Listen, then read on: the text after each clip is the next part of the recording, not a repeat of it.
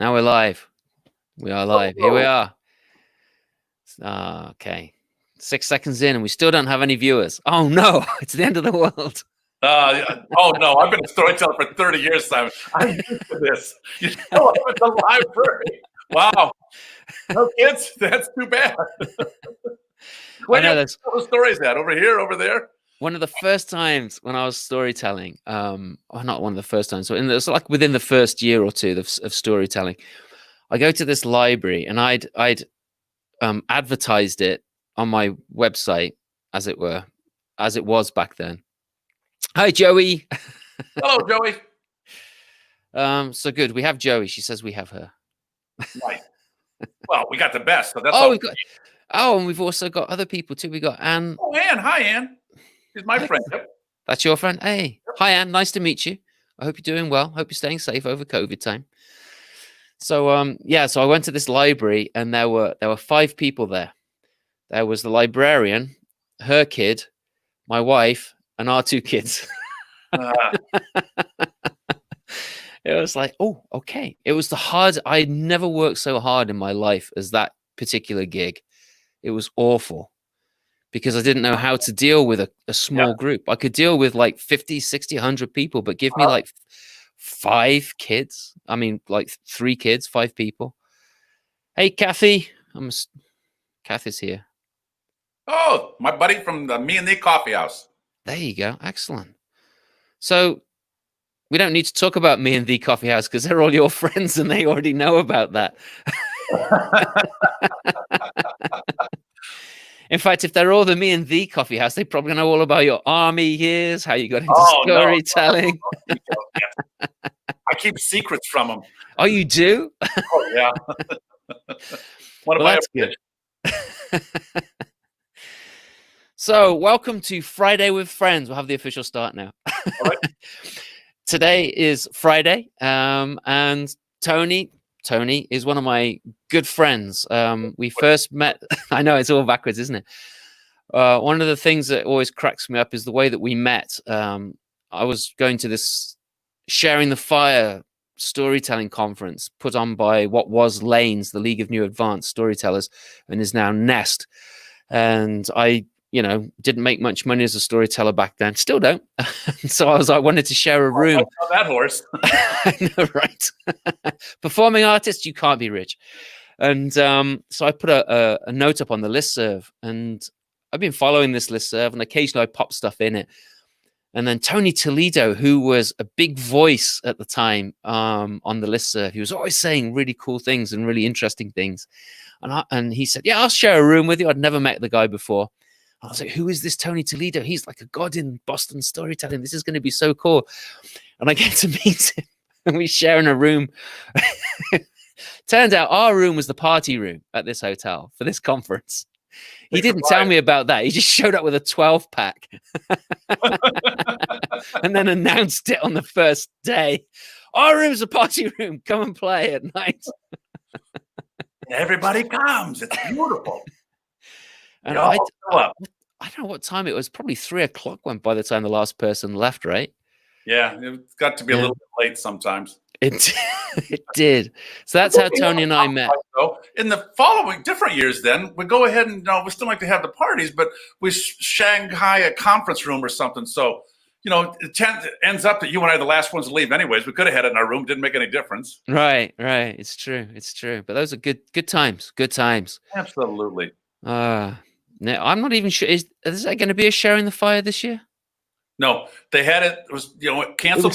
Then it was supposed to be in August, and then it got canceled again in August. And they're hoping for 2021. So we'll see. Right, that's what I thought. I haven't taken it off my calendar yet.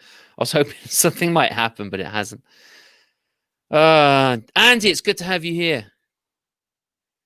I know you can just have a secret conversation that everybody else can see with Joey. Nice. We'll keep everyone posted on the Joey-Andy relationship. Who's going to bring the beer? So what are you up to these days? Oh, I have just been, part of it is trying to read different things. And it's like, for me, the great joy is to go ahead. I love Bob Dylan and I love his work. And I found that this book about all his albums in the 60s. So Mhm. I've been reading it, and it's got these stories behind it, behind each one of the songs, and it's fascinating to read them. And then I got the albums playing in the background as I'm listening to it, as I'm playing, Nice. reading it and saying, hey. And it just reminds me of, like, I like to do stuff like that. When I was in college, I went to see Jimmy Buffett. And it's an hour up to Detroit to go see the concert. I had a carload of friends with me. And of course, I had the Jimmy Buffett cassette tapes going. We're driving up to see Jimmy Buffett. And then we're go to the concert. And then we're coming back. And Jimmy Buffett is still playing on the cassette player. And my friend Barbara says, Tony, stop. Jimmy Buffett wasn't my favorite before. But now it just seems like the whole night's blended into Jimmy Buffett. Like, can we turn on talk radio or something, anything else? And I was laughing. I said, absolutely, Barbara. I'm happy to do that. Twilight Zone. I realized that I have that capacity. So when I'm just by myself, I can play Bob Dylan all day long. That would have been funny if you turned on the news and there was Jimmy Buffett doing the news. I think it's some genetic thing because my sister Margaret, she absolutely loved Stevie Nicks and Fleetwood Mac for a while. 4 years, that's all she listened to. Stevie Nicks, Fleetwood Mac, 24/7 when she's awake, she's just playing them. Her husband got sick of it. Her two daughters got sick of it. And when her one daughter was in 7th grade and she said, I know what I'm going to do for Halloween. She dressed up as Stevie Nicks. Oh, really? Axe in her forehead. What a nice commentary for your mother. You got to love kids with an imagination like that. Absolutely. And Maddie's a great artist too. Wonderful. Yeah. This is the kid that's grown up now. Yeah. Grown up now.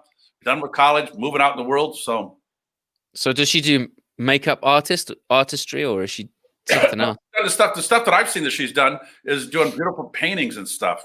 Yeah. So and it's so when you do a CD, you have to have her do the CD cover. Right. Talk to her and say, hey, here you go. Yeah. Look at that. Hey, you ever going to do that?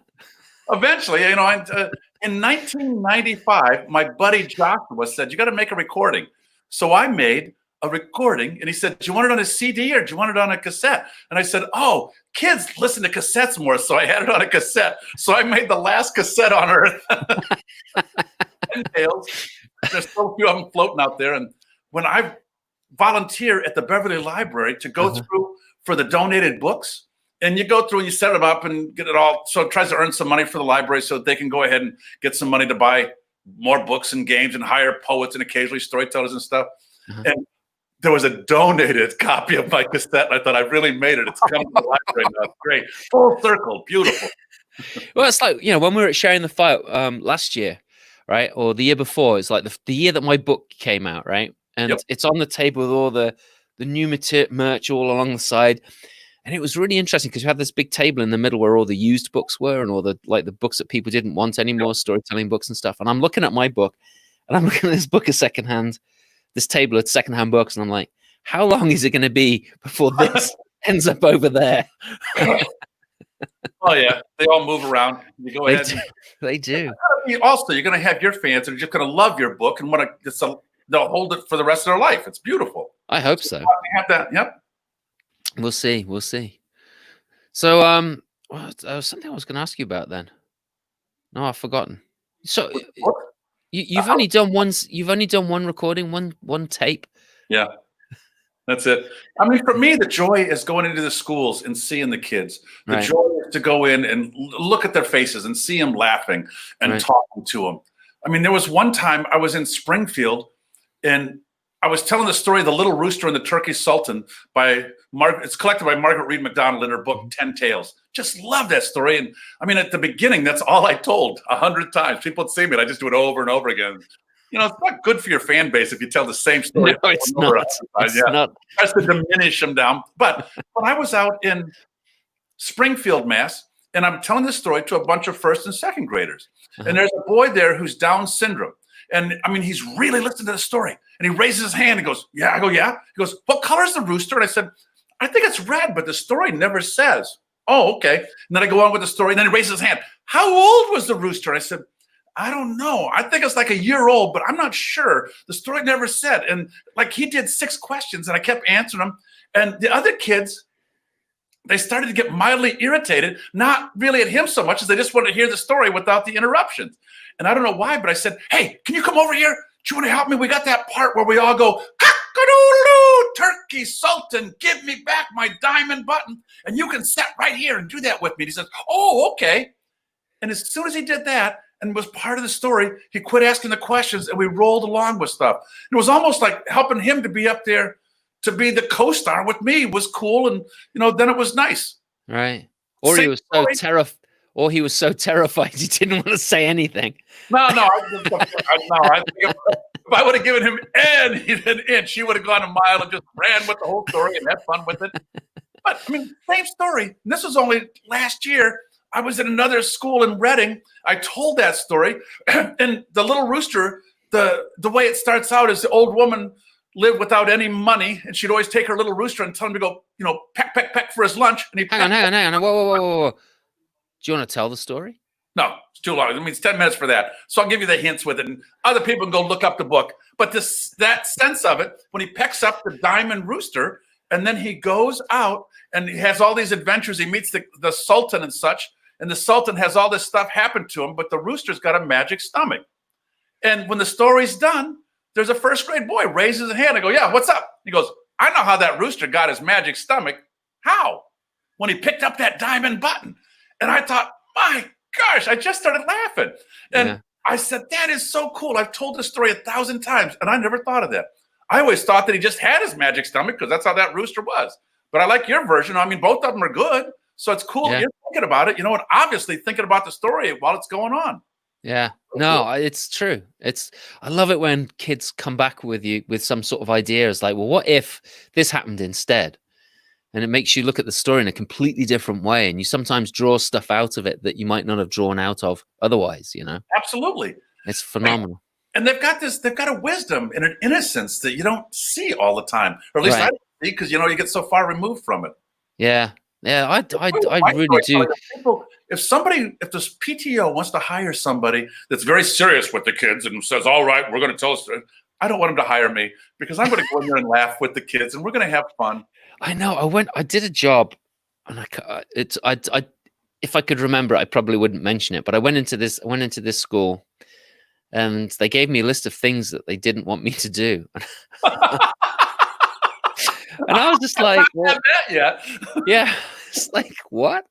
Like, don't get the kids riled up. I was like, and you know what? They'd had you the year before, and you had got them all riled up, and that's that was it. I'd forgotten. Yeah.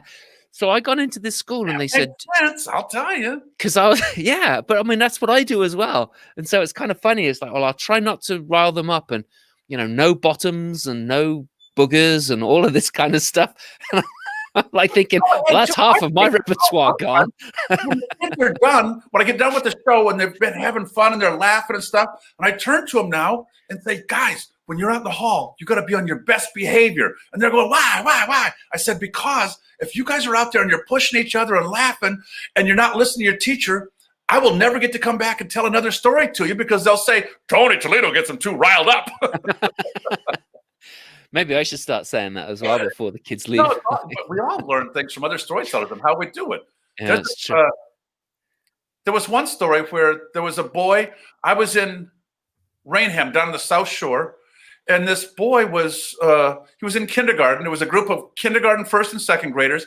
I was telling the stories, and there's one story at the end that the cat and the parrot, where all these people go ahead. The cat eats all these different animals and stuff.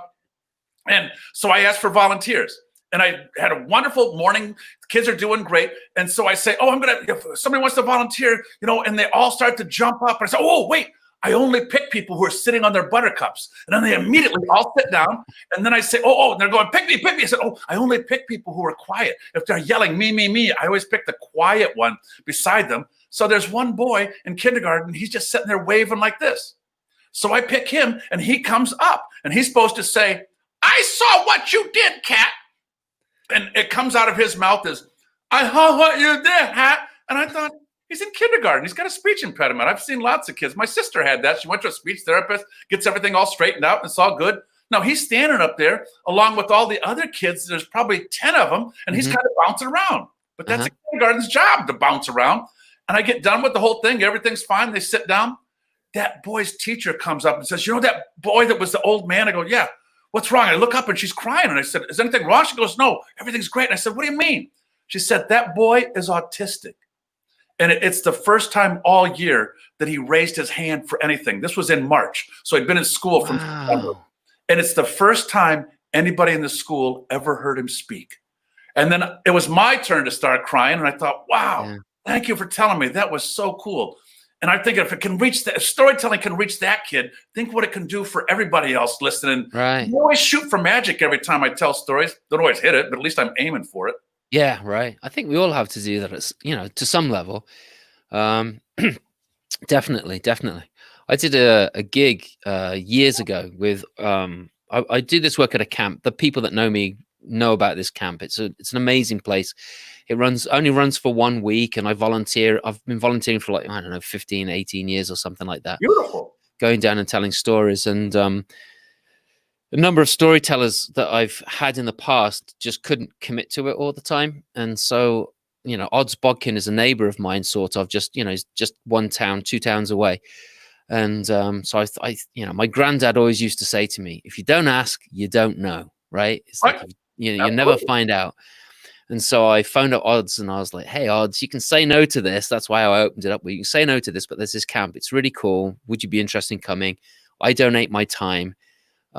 They might pay your mileage, but they probably won't be able to, they won't be able to afford your rate, but they might give you a stipend or something. And he's like, I'll try it. I'll give it a shot. And so it was me. There was Angela Klingler, who you know. Yep. And Odds. And Odds came in. We did this. So the opening part is like the whole camp is there, and we all tell a 10, 15-minute story or whatever.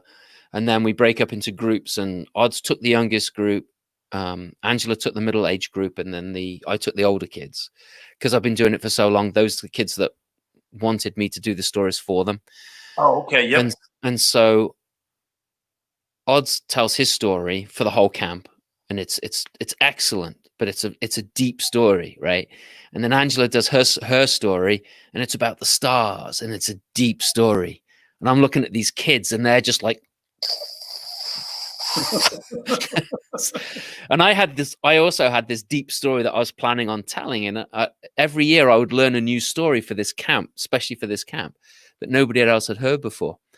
And I'm like, oh my gosh, this is not what they need right now. They need something crazy and something to like open up a little bit. And so I said, do you want me to tell Goldilocks that I told last year, or do you want the news story? And they were like, oh, want the news story? I was like, really? And I had to like totally retell it completely differently to how I planned it. And it was amazing. And just to see that light from the kids, Boy, and then to see on the tightrope without a net. My gosh. Just a little bit. It was all right though. It was all right. And Odds still goes. He still goes to that camp every year. Although it's not. They're not doing it this year. They had to shut down because of COVID. Yeah, everything has. No, I think it's funny too when you talk about getting the kids riled up. I went one time. It was class. The school was going to get done at like 3:00. It was the Friday before the holiday break. And then, so at 2:00, they have me come in to tell stories.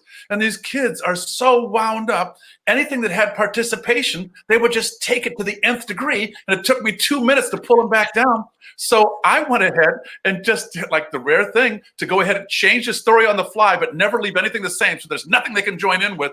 So 45 minutes, the kids are like wound up like spring. I'm thinking, hey, good for you. That's what you wanted. You got them. Boom. Have you ever been hired for the last day of school? No. A long time ago where you go over there, but it's funny when you go out and do stuff like that. They have the stuff that I'd done years ago where they had outdoor water balloon tosses and they're having the hot dog. Yeah. The kids don't really want to listen to stories. They're out there just goofing around with their friends. I was down in Walpole one time and Bird Park in the center of town, and they had this beautiful festival. There's tons of families and kids there, and I was supposed to do storytelling. And they set up my storytelling area, but they'd also brought a horse-drawn wagon full of straw so that the kids could get in. And all the kids were in this giant line behind this wagon, and nobody was listening to the stories. So I talked to the woman who had invited me, and I said, can I go tell stories to the kids in line? And she said, absolutely, that'd be great.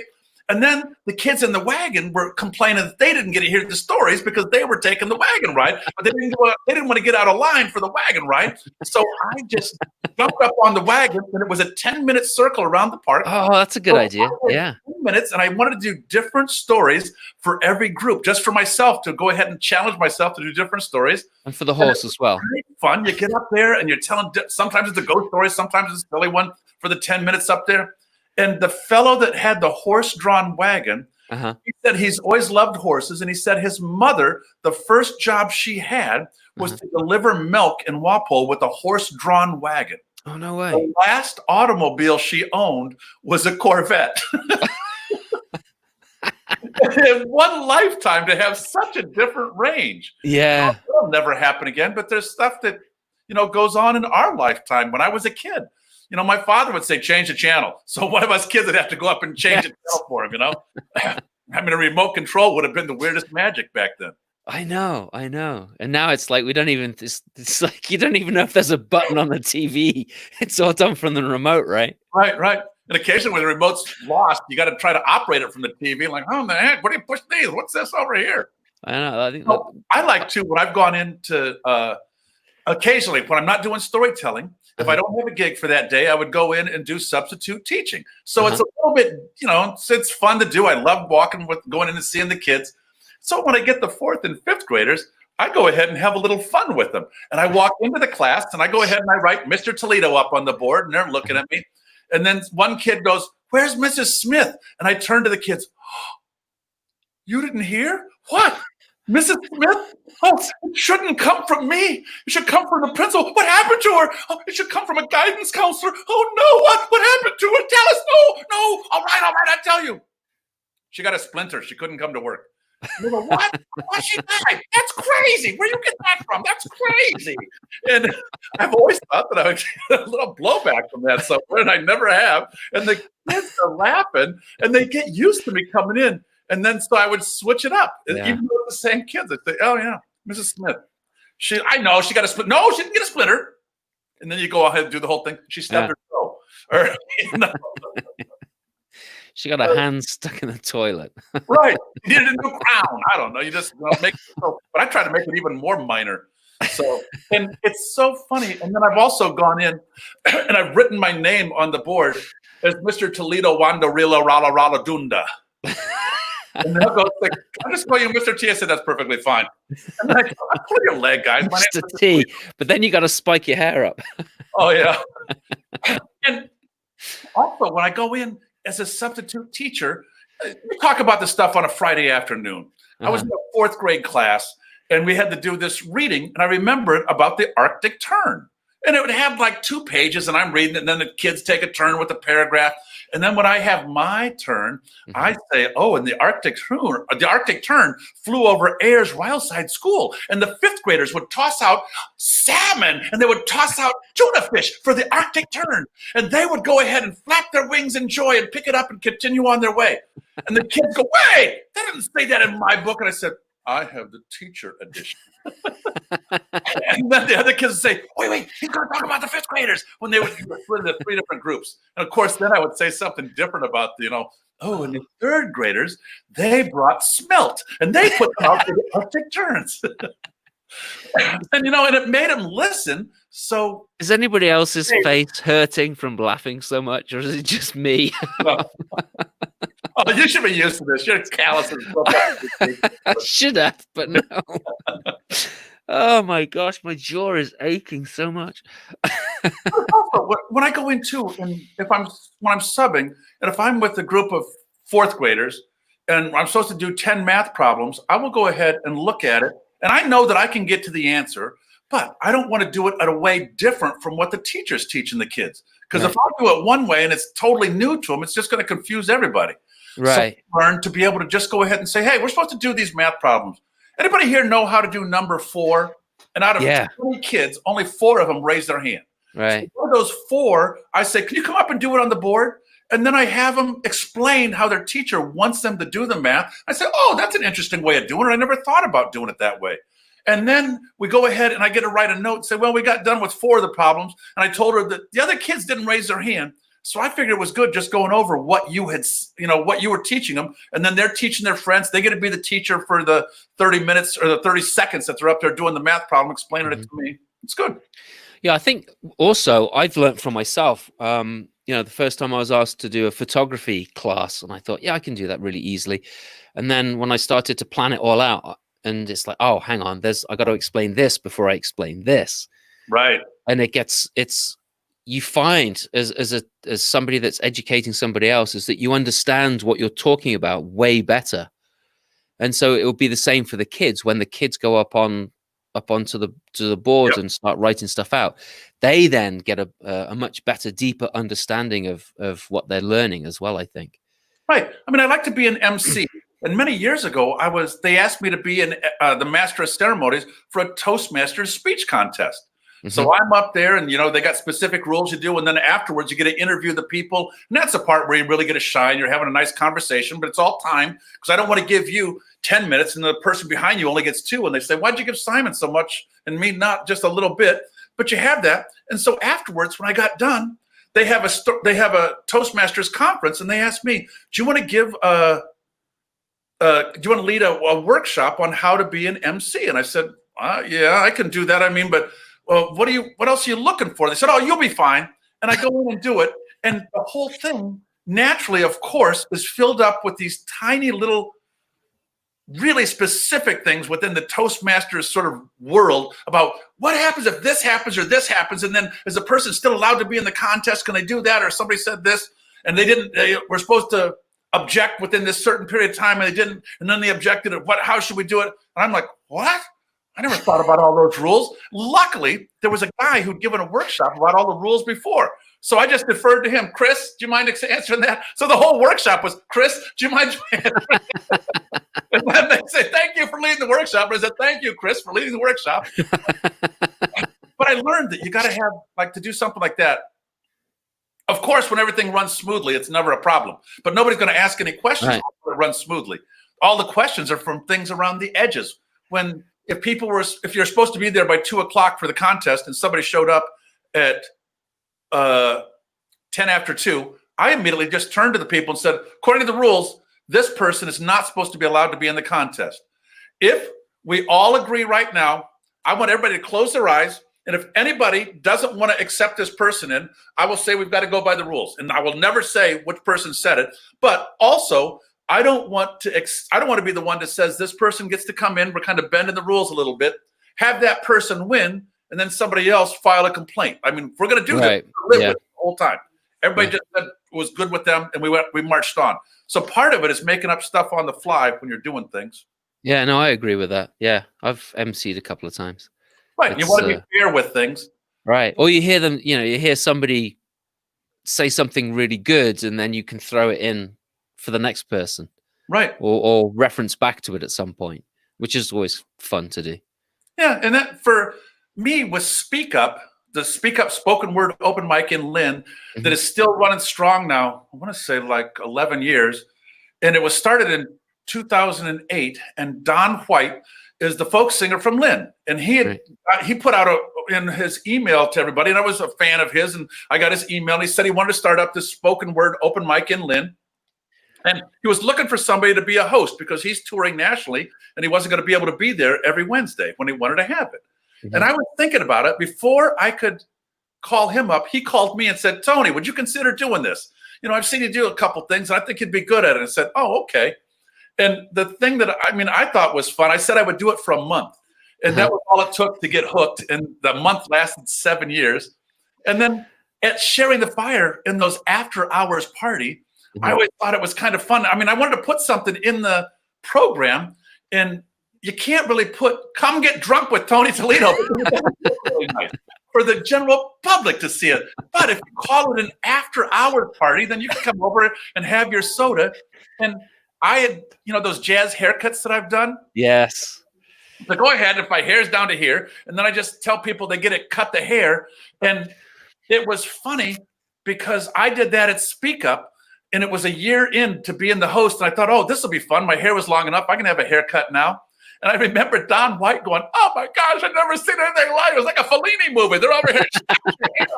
And you go ahead, and it's just to pick a theme and to say, tell about cars or tell about books or tell about, your grandma. And then people start coming up with these stories. And I've also, over the years now, I've probably done it a dozen times.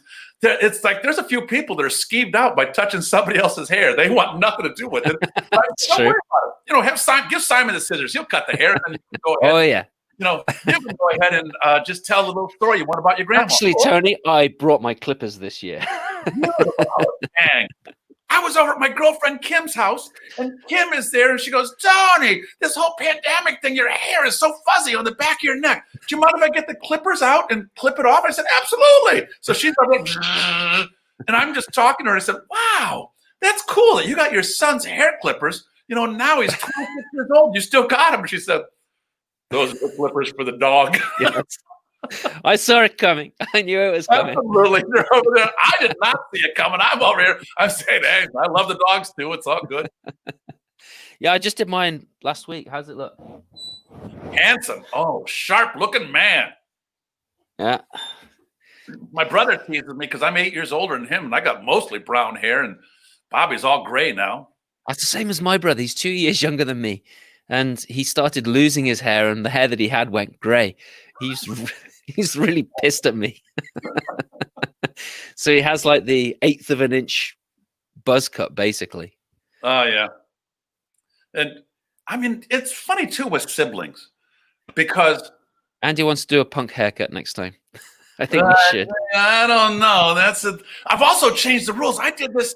I'm with you, Andy. They're going to tie me down. Look out. Here you go. My buddy Gary back in Ohio, I rode my bicycle across the country from Oregon to Virginia in 1979. And Gary had the idea to do this trip. And he asked me and 2 other guys to go with him.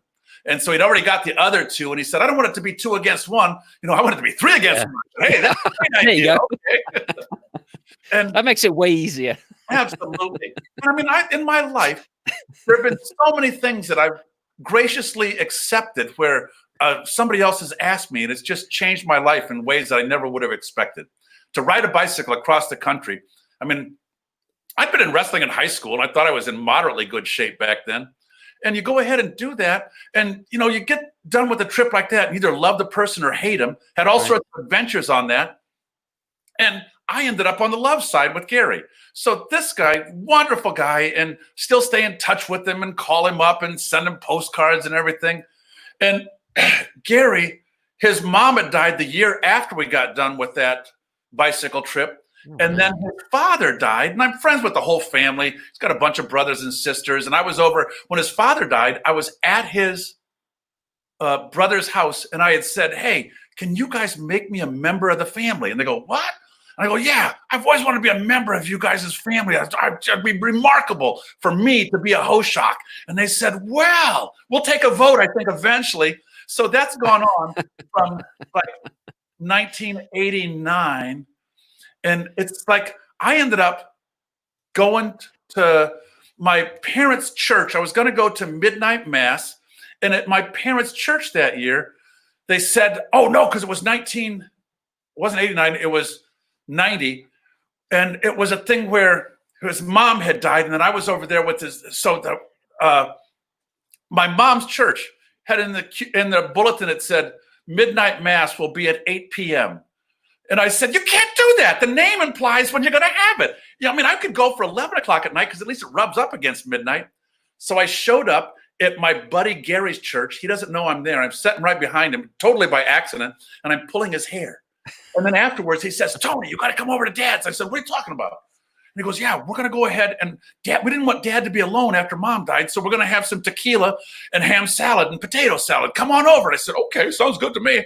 So I stay there till like 4 a.m, and all his brothers and sisters are giving me so much guff. You didn't bring any macaroni salad. You didn't bring a 6-pack. You didn't even bring a little nip of like vodka for us. Nothing. You just want to drink all our stuff. I said, absolutely. But I didn't know that I was coming to a party after midnight mass. I thought I was just going to go over and be semi-holy for me. And every year when I was back there, I would go on Christmas Eve with these guys and and I would give them something different every year. Found at Building 19 was an old discount fire damage store here in Massachusetts. And I found little replica of antique baseball cards. And these guys are all crazy about baseball. And I tell them that that's the reason they haven't voted me in the family, because I don't know what an RBI is. But you go ahead. Neither do I. And so we found these baseball cards, and these guys were swapping them and laughing and stuff. And then one year I didn't bring anything. I just sat there and I had my beers, and they're looking, because by this time, this is 10 years into it, they're waiting for me to go ahead and do something. And in my pocket, I had a whole bunch of envelopes, and I pulled out a pair of scissors and I said, you guys get to snip my hair, and then you can save the hair and have my own DNA sample. And they went ahead, and my buddy Mike, Gary's younger brother, he goes like this. He picks up my hair and he just snips it right here. He said, I've been waiting my whole life to do this. And they put it in the envelope, and they had me autograph it. And they said, when you're famous, we're going to sell this on eBay and get like a car payment. And I said, that's right, boys. You just keep believing that. Absolutely. You might be able to buy a bottle of milk at the end of the year. I don't, like, the whole thing with writing postcards and making books and stuff. You know those little blank books? Sort of like the one that you had sent me, Simon, that size like that? Yeah. So I got those, and I got 5 of them to make one for each of my brothers and sisters. It would take me a whole year to fill it up. And one of my favorite, I would just start writing about what I had for lunch and what was doing stuff. And then I got the idea when I would go before Facebook, right? Pardon? This is before Facebook, right? No, I think Facebook was going on, but it just took me a long time to write them. And so my favorite one is my favorite page in them is I would draw like a picture of my face. And then I would take hair that I saved from my haircut and have it coming out of my eyebrow. And then for another sister, I had it coming out my nose. And for another sister, I had it coming out my ear. But for my brother, I made a picture of me mooning him and had the hair coming out my ass. I thought that was just sweet. Perhaps if you talk to my siblings, they would not quite I do. But, and oh my gosh. They had them on their shelves. And also my buddy Garlic George, that I've written all these. I started writing letters. We started writing letters back and forth when we were living in Toledo. It was just something we both like to write letters. He's only like 3 miles away from me, but we would send a couple letters in the mail and stuff. And I had a Curious George book that I found, and I took Ronald Reagan's picture out of all the newspapers, and he was the ranger, and then Curious George was George's face, and then I crossed out whatever they were saying in the book and made my own dialogue and thought I was so clever, and I mailed that to him. And George, he'd sent me so many things and different pieces of art and stuff, and I thought, I got to send something good back for him. So I had a little picture about this big, and then I took paper and I cut out a nice mountain, and then I cut out like a sun up here, and I put some birds. And in the center of the picture was a beautiful flower that was a focal point of the little piece of art. And for the petals of the flower, it was 6 months of my fingernail clippings. And I mailed it to George, and George put it in his living room.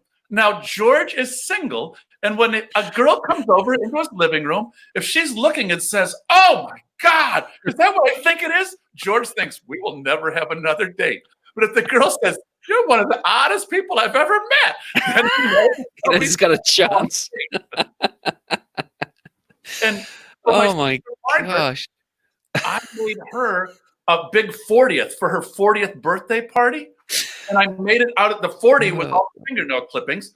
And I thought it was so gross. And this was back when her second child, Lola, was a baby and was still in diapers. So Margaret had friends that had kids in diapers. And so they were over there, and they were having a nice party, and everybody's hanging out with the birthday party. And Margaret slipped the 40th fingernail birthday card into her friend's diaper bag because they were all grossed out by it. She gets up in the morning, and she opens the door to get the newspaper, and the card was leaned up against the door in the morning. She was repulsed by it, but she couldn't quite throw it out. And she hung it up in her garage. And she said, that's how I found out that mice will gnaw on fingernails. So the petals all gone now? Yeah, they're all gnawed down. Here you go. Oh, Margaret, also, we went 2 Thanksgivings ago. my brother had the great idea for all 6 of us kids to meet at Margaret's house. So she was working at a bakery where they made food for people who had AIDS or cancer or anything going on. And it wasn't just for that person. So if you were going to have 6 of your friends come over for Thanksgiving, you could order 6 meals entirely free. So it was just a beautiful thing that she did. Margaret was the baker for this. They were going to make 1,000 Thanksgiving meals. And it was like she was working on that like crazy over the weekend before Thanksgiving. So that's the Saturday that we show up. And Margaret's in Minneapolis. We're there. And Margaret's got an old piano in her living room. My mother always had a piano. Now, Margaret's husband, Paul, is a fantastic musician. And her 2 daughters, Maddie and Lola, both fantastic singers, wonderful musicians both. Margaret and I can't carry a tune in a bucket. We sing in the key of free. I heard that from J.L. Callahan once. I love that. So yeah, I sing in the key of free too. Here you go. Well, we're there and we're playing cards around the dining room table. And all of a sudden, along the wall, a mouse runs into the piano. And we're over there. We're banging on the piano to try to get the mouse out. And we can't get it. And the mouse is just sitting in the piano and it's not budging. And then, no, we forget about it. We go to play cards. And there was a chair that had legs about this high off of the ground. So it was really easy to go ahead and move something underneath the chair. And I found this wooden dowel that somebody had for an art project or something around the house. And I snuck up behind the chair. And my sister Mary was dangling her foot down on the floor. And I went behind her and I just rubbed that dowel against her ankle. Ah! She jumped up in the air, said many bad words, called me bad names. And I couldn't believe that they didn't do it to me eventually, because I would have done the same thing, jumped, because we all knew the mouse was there. And you just feel something on your ankle. Ah, the mouse! And you take off. But Mary remarkably still talks to me. That's amazing. So Andy says that he has been making a pillow stuffed out of belly button hair, belly button lint. Sorry. Oh my God! I hope when I show up at your house, Andy, that I get that pillow.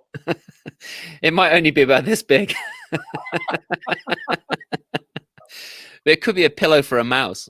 Who knows? Nice. Here's Crow had to leave, but she's loving it, apparently. Great laughs. Off to rehearsal. I don't know what she's rehearsing, but she's rehearsing something. Nice. Thank you for listening. It's just great. Yeah. So you still ride your bike? Because I've seen you posting pictures on Facebook and whatnot about your bike rides and about these interesting things that you're seeing in the neighborhood. Bobby, my brother, he lives in Perrysburg, Ohio, outside of Toledo. He'll do a 36-mile ride or a 47-mile ride or a 62-mile ride. And he's doing that now in 90-degree heat. That's crazy. He was going to come over at the end of the month. He was thinking about it. So that's what I said. I'm going to my bike and do it. Is he cycling over? No, he's going to drive. He's going to drive with his wife. His sister-in-law lives in Rhode Island. So his wife will stay with her sister, and then he'll come up and we'll go out and do some riding. But I thought, I got to go out and ride a little bit more. I mean, Bobby came out a couple years ago and we did that. And he said, hey, let's take a ride. And I said, okay.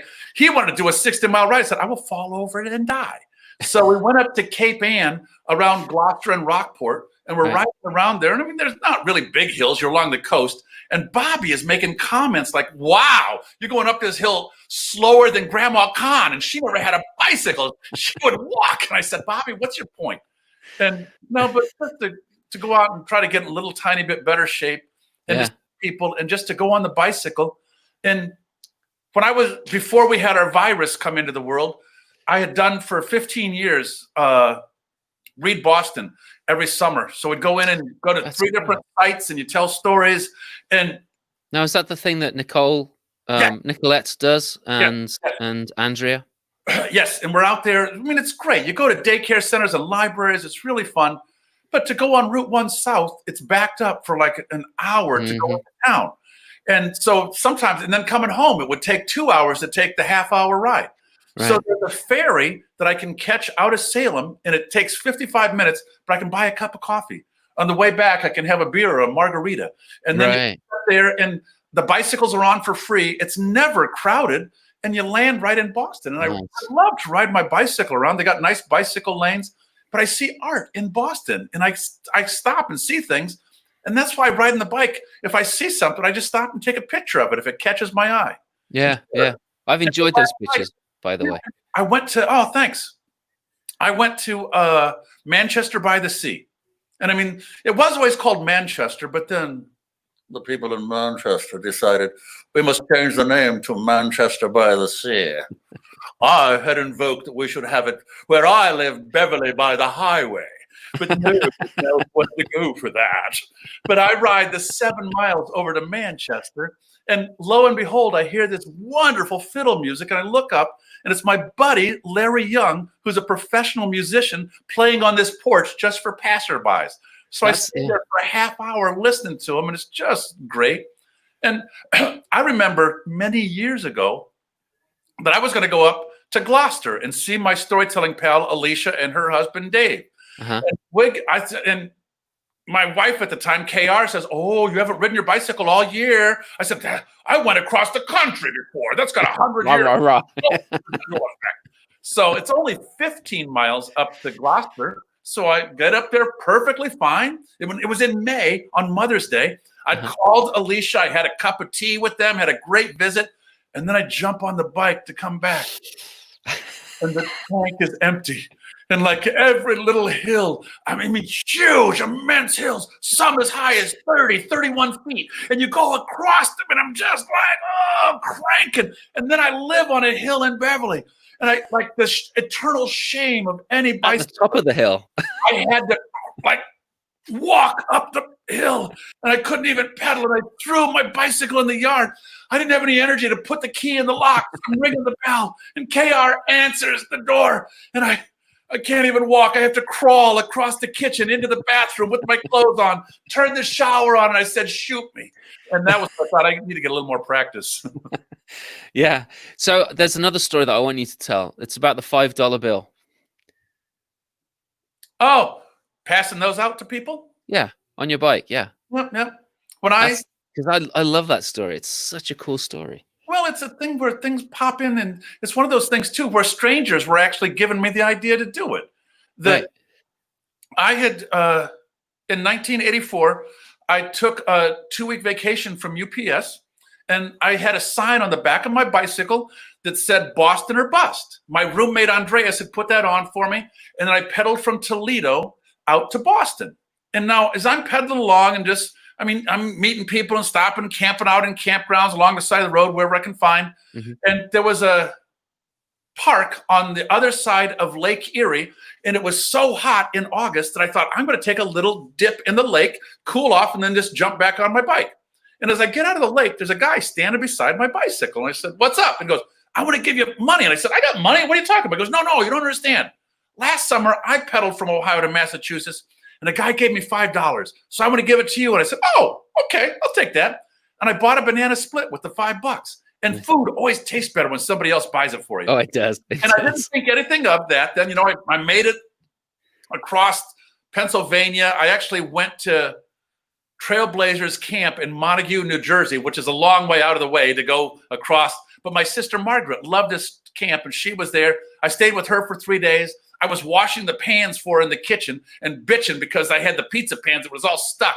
And the other guy standing there was laughing and saying, "What do you got to complain about? You're lucky she didn't serve muffins." I said, "Ooh, good point." Had a wonderful time there. And then I made it out to Massachusetts, saw my cousin Dave, had a blast with him, stayed an extra week. I called up an urgent care center, and I said, "My knee is killing me. I just pedaled from Ohio here, 900 miles, and the doctor wrote me a thing that said I got to have a week off from work." So I let my boss know, and I just stayed out with my cousin. We were running around. And then it was the next summer, I was in Toledo, and I saw a guy that was traveling outside of Toledo, and he had his panniers on, the saddlebags, and he had his tent on there, and he had his, everything piled up on the back, his sleeping bag.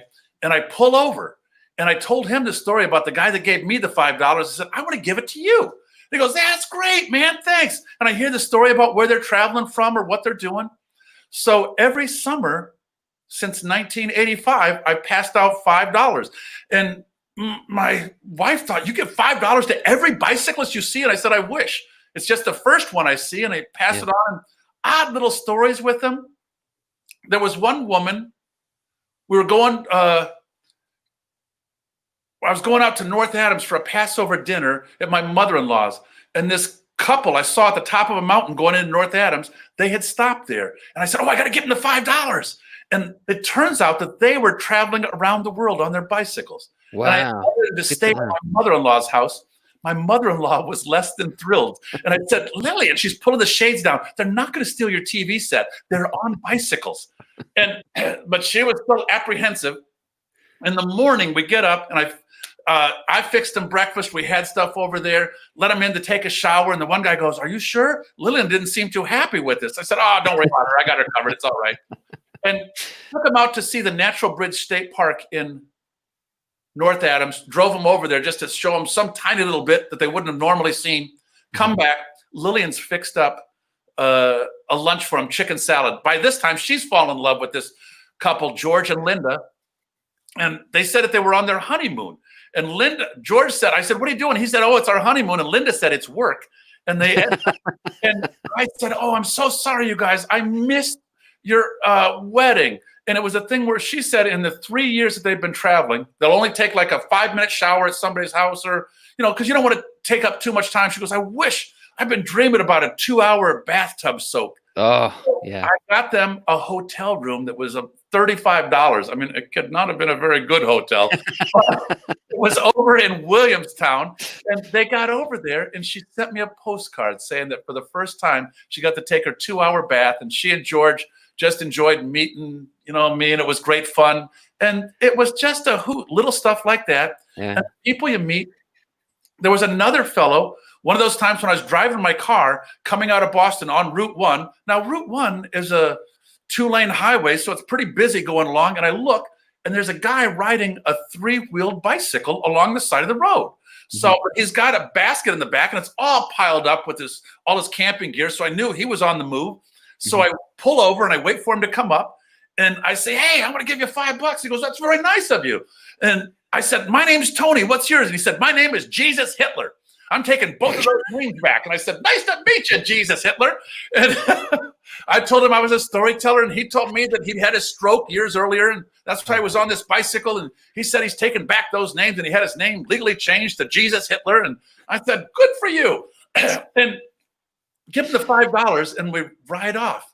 And, he takes off, and I go back in the car. So it's just meeting funny people like that. That's just little strangers up in the Kangamangas Highway. I think it was one of the times when I had to be up there. Maybe, I don't know if I was visiting Andy or doing something else, but it was when going across the highway talk about the long way home. But oh, yeah. Such a pretty highway, we thought we'd take it, and met a father-son duo that were riding across the country. Wow. And that's so cool. You got to split it. Only $2.50 a piece. I'm not rich, I'm a performing artist. Yeah, but I think when I think of storytelling too, the joy of what we can communicate with stories is so cool. It is. That there's certain people that are just drawn to stories. I'm one of them. And I mean, I think that if storytelling can help people build a vocabulary, but I never tell a story for the purpose of trying to do something with the vocabulary. I tell a story because I love it. Because what happens if they find out that brushing your teeth 4 times a day gives you a better vocabulary, then they quit listening to stories. And I think that there's a joy inside of storytelling that is only there for that, and that we can play with it, and you can have the stories, and you can go ahead and remember them and touch somebody and say, this is cool. Yeah. I do like to throw in some vocab words. It's not always, but there are certain stories that kind of pop for me, and they're words that aren't usually used regardless. Distended, right? So it's like she drank and drank and drank until her belly was fully distended, and you see the kids going, that's fun.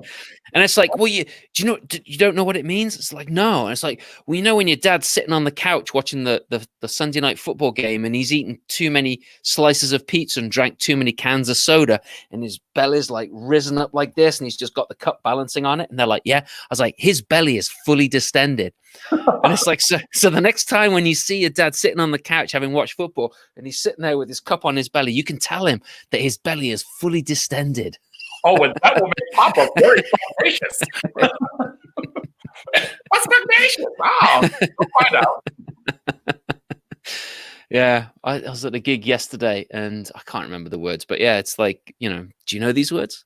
And then you look at the parents are like, do you know these words? And they're like, mm-mm. But I threw out, it was a story of Goldilocks. I was telling it. The bears went out for their morning constitutional. And I asked, like, does anybody know what constitutional means? And there was a kid there that knew it. He says, it's a number 2. And I was like, wow. It's like, it can be a number 1, but yes, it's a number 1 and a number 2. And like, that's the bears. That's what they do it in the woods, right? Parents are like shaking their heads looking at me. My buddy Dave is, because my little house here on the hill here in Beverly, it's got 1 bathroom. And Dave was here and his wife, Karen, they're staying here, the house gets. And I think that my ex must have been in the bathroom at the time. And, so we're over there and I was over talking to Dave's wife in the dining room. And Dave comes out and says, Tony, where should I put this? I go, what is that? And he goes, I just pooped in your dining room in a bag. I mean, when he has to go, he has to go. And I mean, I'm not telling any stories out of school because he said this publicly himself. But I said, how can you do that? That's fascinating. How can you do that without peeing? And he said, when you're a fisherman on a boat, you can learn. Wow, the skills you have. It's remarkable. Yeah, there's sometimes when we've been out and about with Mo, and it's like I've always wanted to try and catch her poop so I don't have to like scrape in the grass to pick it up. Oh, nice. I had gone down to... I haven't succeeded yet. It's always been too... I went down to Baltimore many, many years ago. My college roommate, Andreas, lived there. And I went down and I thought, he was just so generous. We have a great time. We're going all over the place. Wake up in the morning. And like, I just had an extra cup of coffee. But when I got done with my morning constitutional, it filled a bowl. I was very proud of it. So I snuck down and I got our camera, which was still filmed. And I took a picture. And then my wife and I were we had it developed at the 1 hour place at the mall, and we're looking through the pictures. And, I said, oh, look at that, nice. Look at that. I'm quite proud. That was huge. And I always thought it would be so cool to just have a book on the coffee table and just and somebody opens it up and it's just pictures of different poo in different bowls. And it would say feces of Pope John Paul II, John Wayne, Richard Nixon, it's just... And if somebody goes, that's gross. Mr. Hankey. I didn't ask you to pick it up. My house. Boy, that dead silence on that, Simon. Look at that. No, I was just telling us. So Mo Reynolds commented, because I said running behind Mo, trying to catch a poo in a bag. And Mo Reynolds was like, Mo is my dog. Yes, Mo is my dog. It's not Mo Reynolds. I run after with a plastic bag. Very close if you walk behind. Come on, Mo. I got a bag. I'm ready. Here we go. Keep it on the move. Oh dear! You should have put some little M&Ms on it, giving it eyes. I had my job at the North Shore Arc, working with. It's not something with eyes. No. We had. Our viewers are dropping off rapidly. I'll just let you know. 8 of them were in wheelchairs. So you had to keep track of everybody when they did their, because, you don't want somebody to be constipated. And you had these charts you filled out. And I thought, that's a good idea. So I made a chart for the staff bathroom that said sinker, floater, with corn, without corn, shape of the alphabet. And all my friends were filling it out as they were using it. And the boss came in and she started laughing. She goes, you got to take that down. If the main head honchos come in, we're all going to get in trouble. I said, why? I think it's harmless. Oh, dear. Oh, my gosh. My face hurts, Tony. To take a turn. This is, I figured this would be the last time you ever invite me to come on your podcast. It might be. So that's it. No, I'll be writing that list of things not to talk about. And I'll just ignore the list. Oh, is Ron Lampkin a friend of yours? Yes. Apparently you just spoiled his lunch. Oh, absolutely. Ron's another one of the me and thee folks over there. But Ron always wanted to diet now, so I'm just helping you with that, bud. There you go. Oh, dear. I don't think I've laughed. He pops up because Janelle Codiani, wonderful storyteller, and she's an arts director for... Oh, yes. She is good. Yeah. She's out at... she's in won lots of stuff with Mass Mouth. And then she's the arts center now. She's the director. And with the whole virus age, she was asking people, do you want to do a virtual tour of your house? And I just I said, okay. But instead of using my laptop, I put it up on my phone so I could just move around and show people stuff around my house and tell the stories. And that was really fun. So she said it could be a half hour, maybe 35 minutes. So like 50 minutes, we stop. Same thing like this, we're quickly approaching, going on the hour with it. So, but it was fun to tell those stories. And Ron came to that. So some of the stories he got the same. Some of them are different. Here you go. Yeah, yeah. So Scott Moore, he's a friend of mine. He at Camp Exclamation Point that I was talking about earlier. Scott, he and I met yesterday at the gig I was doing up in Lancaster, socially distanced. Yep. Which is fun. That was nice to get to like hang out with some people that I don't normally see. So it's so nice when you get outside and you meet someone and you can actually talk to a human being instead of a screen like this. I've got my little house has got a porch, so I can sit out there and have my lemonade, read a book, read the newspaper. And there's a woman, Karen, who goes by with her 2 dogs. Mm-hmm. So she always pulls up in front of the house and we just talk, from the sidewalk there. And it's great fun, and it's the kind of thing. What else am I doing? I'm just reading. So I talk to her for a minute. It's exactly what you said, the joy about seeing another human being. It's nice. Yeah, yeah. Can't even imagine what it'd be like for people that have been isolated for other reasons and are seeing people for the first time in a long time. It must be really hard to adjust.